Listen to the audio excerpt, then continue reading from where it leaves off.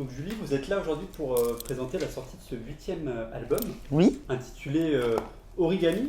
oui, Donc un origami, c'est réputé pour avoir plusieurs facettes. Et du coup, je dois en déduire le nom enfin le titre de cet album. Il est en partie dû à ça, puisque dans cet album, au travers des 10 titres, on va retrouver plusieurs de vos facettes. C'est bien ça? exactement. Vous avez bien tout suivi le concept. Alors oui, chaque fois que vous écoutez une chanson, bah, c'est une nouvelle facette de moi, ou de ce que je pense, ou de ce que j'ai pas encore livré, ou de ce que j'ai jamais voulu raconter, de moi. Donc c'est quand même un album qui est très personnel. Justement, sur cet album, il est quand même assez engagé. On le voit beaucoup actuellement, la période, la parole des femmes se libère.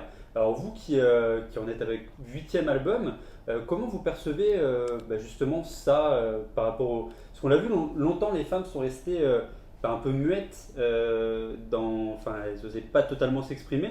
Et là on le voit de plus en plus, les paroles se libèrent et c'est plutôt positif pour Oui, l'égalité.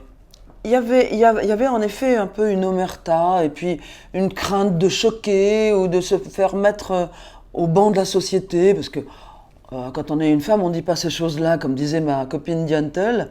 Et puis finalement, on s'est dit, mais en vertu de quoi une femme dirait pas exactement ce qu'elle pense comme les hommes?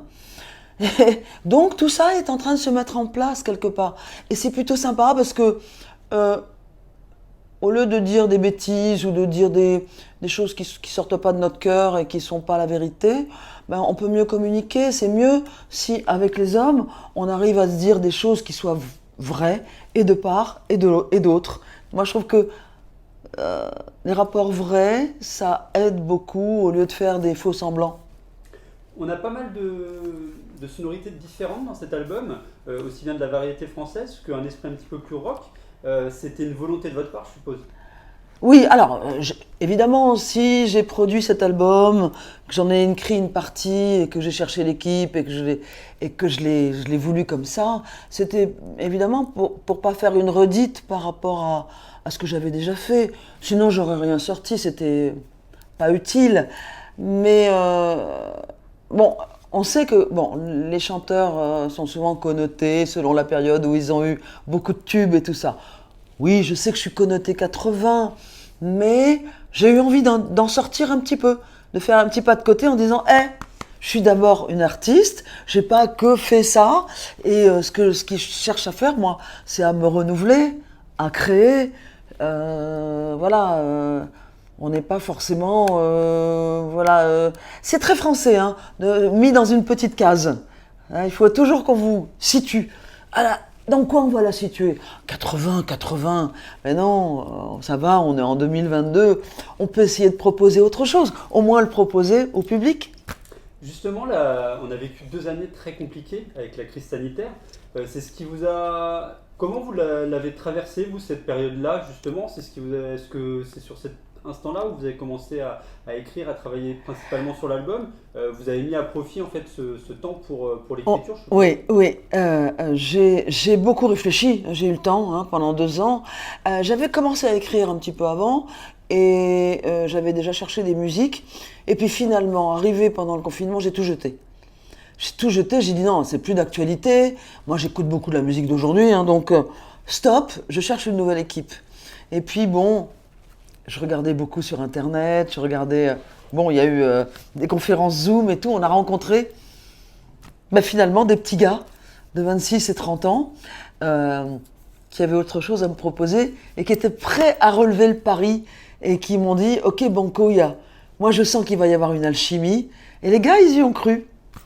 Alors c'était une chance, hein, mais finalement, on a formé cette espèce de petite équipe géniale, mon co-auteur et moi, Xavier Ernaud, et ces deux gars qui sont Noé Tristram et euh, euh, euh, Martin Defresne, qui ont dit, bah non, il n'y a pas que la musique d'aujourd'hui. Bon, ils faisaient beaucoup de musique urbaine, mais ils ont dit, non, non, non, non, on est capable d'autre chose. Ils avaient un groupe ensemble avant, et en fait, ils écrivaient des chansons un petit peu pop-rock comme ça.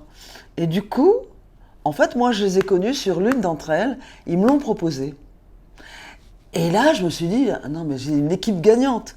C'était un des morceaux que je préfère sur cet album, avec Les Hommes qui pleurent, et d'autres, hein, puisqu'elles sont dues que à mon choix, hein, mais qui me semble très très très très porteuse vis-à-vis du public, c'est les signes indiens. Quand j'ai écouté ça, ils avaient fait ça pour leur groupe. Moi j'ai dit non, je vous la prends. Et ça a été, et c'est une chanson merveilleuse. En plus, eux, ils sont multi-instrumentistes, réalisateurs, ingénieurs du son. C'est des super mecs. C'est vraiment la jeune génération. Et maintenant, la prochaine étape, ça va être d'aller justement à la rencontre du public pour le présenter, cet album. Il y a la tournée qui va commencer. C'est quelque chose que vous attendez avec impatience, forcément, parce que c'est au final la conclusion quand on sort un album, c'est vraiment d'aller pouvoir le présenter. C'est d'aller le proposer, oui. Bah, c'est ce qui nous porte, nous, les artistes, c'est d'aller le proposer au public sur scène, avec les nouveaux musiciens. Voilà, de leur dire, bah, voilà ce que ça donne quand c'est en live et tout. Mais bon, déjà, ils en ont une idée quand ils écoutent le disque. Mais c'est vrai que leur présenter comme ça, dans la chaleur de l'échange avec le public, ah, c'est top. C'est tout ce qu'on aime. On va conclure cette interview. 40 ans, 40 ans de métier. Comment on fait pour garder la même envie, la même passion pour que tout reste intact au fur et à mesure des années? Je crois qu'au-delà des clichés, de tout ce qu'on sait, du show business, des petits trucs à gauche et à droite qui sont un peu pénibles, des petites manies, je crois que ce qui nous tient, c'est tout simplement la musique, c'est cette passion qui nous prend au ventre et au cœur, qui nous quittera jamais. Je veux dire, ça nous quittera quand on sera mort, mais j'aurai toujours envie. Évidemment, à un moment donné, je m'arrêterai forcément, mais il y a plein de gens. Si vous aviez dit à Henri Salvador, à 80 ans, quand il a fait Mon jardin d'hiver, il faudrait que vous vous arrêtiez, monsieur, hein, il aurait dit, non, j'ai quelque chose à vous proposer là, ça s'appelle Mon jardin d'hiver. Il a bien eu raison, non? Bah oui. Voilà. Donc, moi, à 80 ans, on va voir. En tout cas, merci beaucoup. On vous souhaite le meilleur. Merci beaucoup. Merci de votre accueil.